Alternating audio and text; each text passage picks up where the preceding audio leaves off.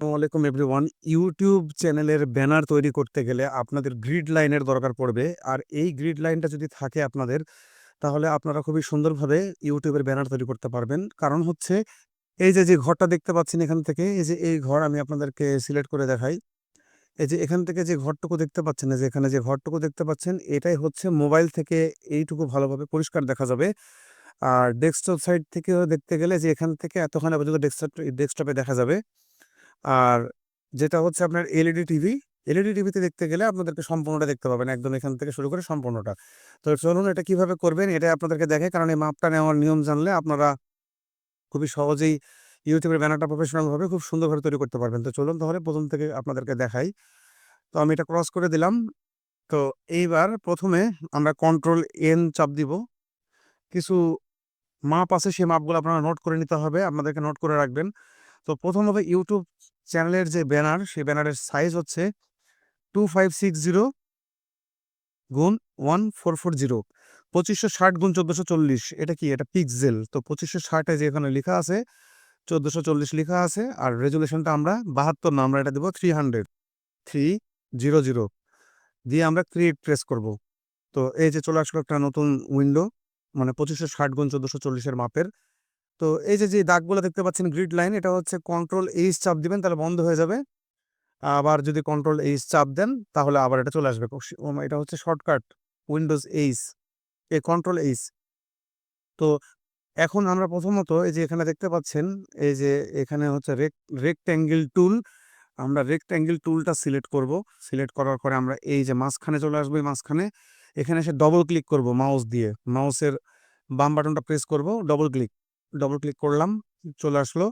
এখন with R height, এই দুটো আমাদেরকে পরিবর্তন করতে হবে। তো আপনারা নোট করবেন, প্রথমে আমরা 2560ই রাখবো এখানে, 2560।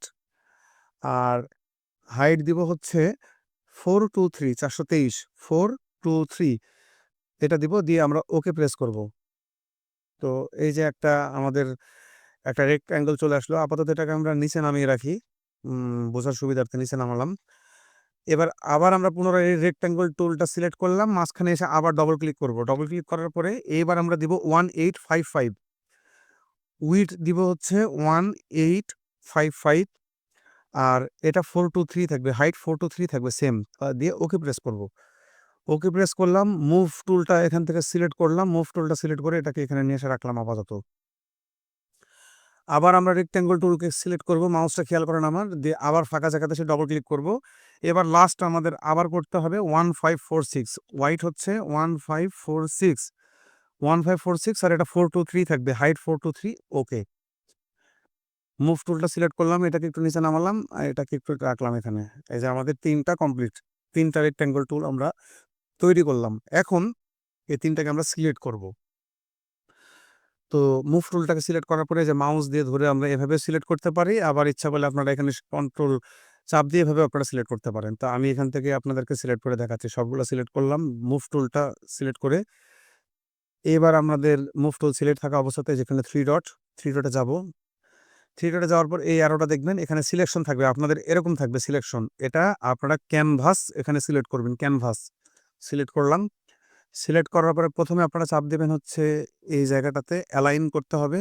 প্রথমে হরিজেন্টাল সেন্ট্রাল অ্যালাইন চাপ দিলাম একবার। এবার আমরা এই যে এই অ্যালাইনটা এবার আমরা করব, এটার নাম হচ্ছে ভার্টিক্যাল সেন্টার ক্লিক। আশা করি আপনারা বুঝতে পেরেছেন। প্রথমে এখানে চাপ দিবেন, তারপর আপনারা এখানে চাপ দিবেন, দেওয়া মাত্র সেই ফরম্যাটটা চলে আসলো। এখন আমাদের ফরম্যাট কিন্তু হয়ে গেছে। এখন আমাদের কাজ হচ্ছে আমরা সরাসরি চলে যাবো এই যে ভিউ, এই যে ভিউ দেখতে পাচ্ছেন, ভিউ যাব, ভিউ থেকে একদম নিচে নামবো গাইডস, গাইডস থেকে নিউ গাইডস ফ্রম শেপ, এখানে একটা চাপ দিব। ভিউতে গেলাম, তারপর আমরা গেলাম সবার নিচে গাইডস, গাইডস থেকে এই যে এখানে আমরা হচ্ছে নিউ গাইডস ফ্রম শেপে চাপ দিলাম। চাপ দেওয়া মাত্র আমাদের গ্রিড লাইনটা তৈরি হয়ে গেছে। কন্ট্রোল এইচ চাপ দিলে বন্ধ হয়ে যাবে, কন্ট্রোল এইচ দিলে আবার আপনারা দেখতে পাবেন। এখন আমাদের এই ব্ল্যাক কালারের এই রেক্ট্যাঙ্গুলের কোনো দরকার নাই, তাই এই যে মুভ টুল সিলেক্ট করা আছে, মুভ টুল সিলেক্ট করা অবস্থায় এখান থেকে আমি সম্পূর্ণটা এভাবে ধরে উইন্ডোজের কিবোর্ডের যে সুইচ আছে ডিলিট, সেখানে চাপ দিলাম, ডিলিট হয়ে গেল। এখন পরিষ্কারভাবে বোঝার জন্য আপনাদেরকে আমি কালারটা চেঞ্জ করে দেখাই, সলিড কালার থেকে ব্ল্যাক নিয়ে দেখাই। আশা করি আপনারা বুঝতে পেরেছেন যে আপনারা কিভাবে এই জিনিসটা নিয়ে আসবেন। তো এখন যে মাপটা আছে বারবার বলছি এই মাপটার মধ্যে আপনারা যদি কাজ করেন তাহলে বুঝতে পারবেন। তো একটা ছবি আপনাদেরকে আপাতত নিয়ে এসে দেখাই তাহলে আপনারা বুঝতে পারবেন যে এটা কিভাবে আসলে মানে বুঝবেন।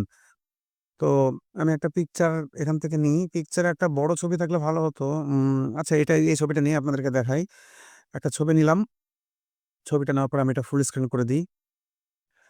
এই যে ফুল স্ক্রিন করে দিলাম। আ এন্টার প্রেস করলাম। এখন আমি যদি আ এই যে রেক্টেঙ্গল মার্কেন্টাইল টুল এখান থেকে যদি সিলেক্ট করি, এখান থেকে সিলেক্ট করে আমি এটুকু রাখলাম।